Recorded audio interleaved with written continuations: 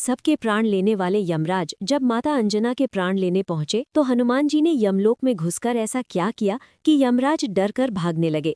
दरअसल अंजनेरी पर्वत की एक गुफा में विश्राम करते बाल हनुमान तथा माता अंजना के सामने अचानक एक दिन भैंसे पर सवार एक काला पुरुष आ गया और माता अंजना पर अपने अस्त्र से प्रहार करने लगा। ये देख हनुमान जी ने गुस्से से पूछा, कौन हो तुम और मेरे माता पर प्रहार क्यों कर रहे हो? तो उस भैंसे पर सवार काले पुरुष ने बोला, मैं सबका काल यमराज हूँ और अंजना के प्राण लेने आया हूँ। ये सुनते ही हनुमान जी क्रोध से गर्जना करने लगे और कठोर स्वर में यमराज से बोले, यमराज मेरी माँ के प्राण मत लो, नहीं तो अच्छा नहीं होगा। इस पर यमराज ने कहा, ये मेरा धर्म है बालक, अंजना का समय पूरा हुआ, अब इसे जाना ही होगा। और इतना कहकर यमराज ने पुनः माता अंजना के प्राण खींचना शुरू कर दिया। कुछ ही समय में यमराज ने माता अंजना के प्राण खींच लिए और आकाश की ओर उड़ चले। हनुमान जी रोते बिलखते अपने माँ को उठा रहे थे। क्या हुआ माँ, उठो माँ, कुछ बोलो। हनुमान जी ने माता अंजना को उठाने का बहुत प्रयास किया, पर वो उठती कैसे, वो तो मर चुकी थी। अब हनुमान जी ने क्रोध से गर्जना करना शुरू किया, यमराज मैं आ रहा हूँ, आज या तो मेरी माँ जीवित होगी या इस संसार से काल का अंत होगा। और इतना कहते ही हनुमान जी ने अपना आकार अत्यंत ही विशाल करना शुरू कर दिया। देखते ही देखते वो बालक हनुमान अब साक्षात महाकाल का रूप बन गया। उनकी भुजाएं फरकने लगीं और आंखों से अंगारे बरसने लगे। उनके शरीर का तेज इतना भयानक था कि हजारों सूर्य भी फीके पड़ जाएं। हनुमान जी ने ऐसी भीषण गर्जना की कि ब्रह्मांड कांप उठा और अगले ही पल हनुमान जी ने धरती से ऐसी छलांग लगाई कि आकाश का सीना फट गया। हनुमान जी अत्यंत ही क्रोधित मुद्रा में तीव्र गति से यमलोक की तरफ जा रहे थे। इससे सभी देवता भयभीत होकर इधर उधर छुपने लगे।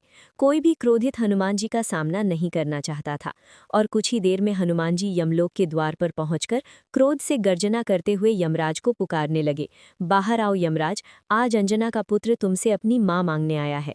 पर जब हनुमान जी की इस पुकार पर कोई नहीं आया, तब हनुमान जी ने अपनी गदा से यमलोक की धरती पर ऐसा प्रहार किया कि यमलोक में मानो प्रलय आ गया हो। यमलोक में चारों ओर उथल पुथल मच गया। सभी यमलोकवासी डर से इधर उधर भागने लगे। किसी को कुछ समझ नहीं आ रहा था कि क्या हुआ है। तभी दो यमदूत भय से कांपते हुए यमराज के पास आए और बोले, हे यमराज, हमारी रक्षा करें, द्वार पर कोई वानर आया है। उसकी गर्जना से यमलोक में प्रलय का माहौल बन गया है। इस पर यमराज ने कहा, उस हनुमान का ये दुस्साहस, मैं आज ही उसका अंत कर दूंगा, तुम लोग चिंता मत करो। और क्रोध से गर्जना करते यमराज अपने महिष भैंसे पर सवार होकर हनुमान जी से युद्ध के लिए चल दिए। हनुमान जी के सामने आते ही यमराज ने कहा, मूर्ख वानर, तुम काल को चुनौती दे रहे हो, मृत्यु ही सत्य है, इसे कोई नहीं बदल सकता। अच्छा यही होगा तुम वापस लौट जाओ।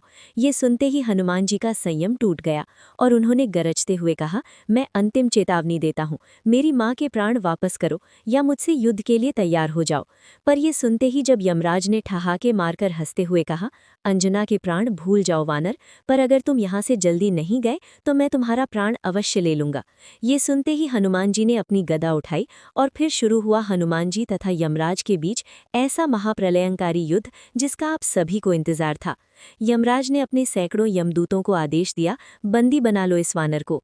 और देखते ही देखते भयानक चेहरों वाले, हाथों में भाले और पाश लिए लाखों यमदूत हनुमान जी पर टूट पड़े। पर उन मासूम यमदूतों को शायद पता नहीं था कि वे हनुमान जी पर आक्रमण करके कितनी बड़ी गलती कर रहे हैं। हनुमान जी ने क्रोध से गर्जना करते हुए अपना रूप विशाल किया और यमदूतों की सेना पर काल बनकर टूट पड़े।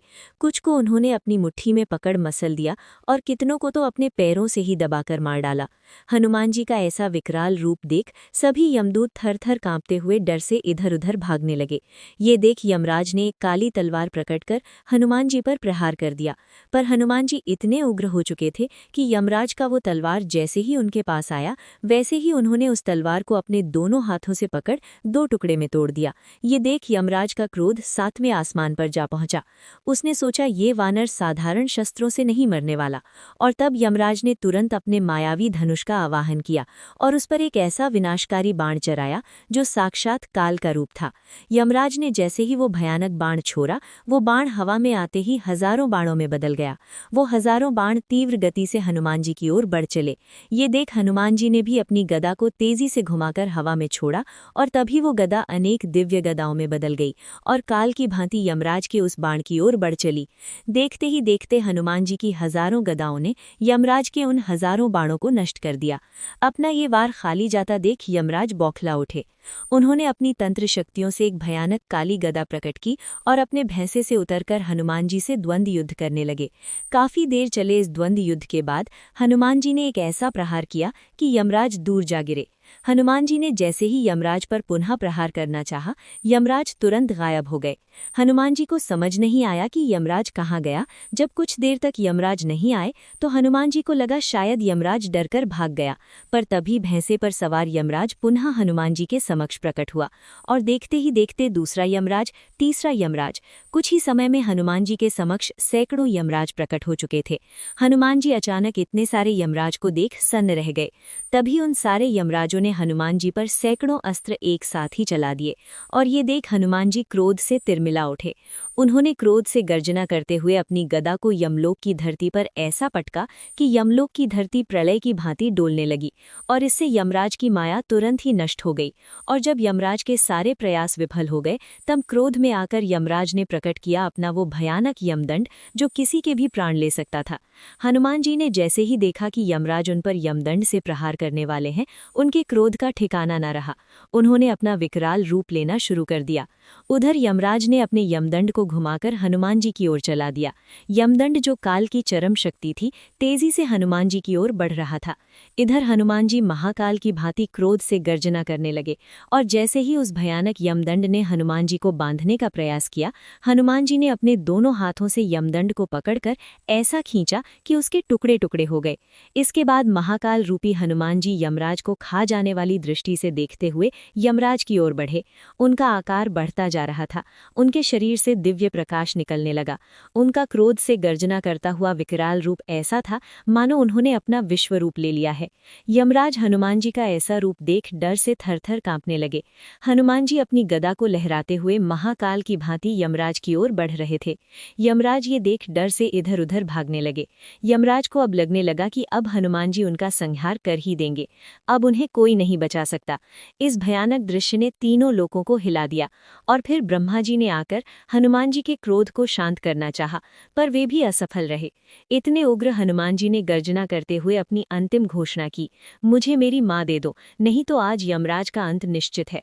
और फिर आगे बढ़ते हुए हनुमान जी ने अपने विशाल मुट्ठी में यमराज को दबाकर जैसे ही अपने गदा से यमराज का अंत करना चाहा, तभी वहां भगवान विष्णु अपने दिव्य चतुर्भुज रूप में प्रकट हो गए और उन्होंने हनुमान जी को माता अंजना के प्राण दे दिए। हनुमान जी ने तीव्र गति से माता अंजना के पास आकर जैसे ही उनके प्राण को छोड़ा, माता अंजना जीवित हो उठी और कहा, हनुमान। ये सुनते ही हनुमान जी माता अंजना के गले से लिपटकर रोने लगे और इस प्रकार हनुमान जी ने काल को भी हराकर अपने माता के प्राण बचा लिए।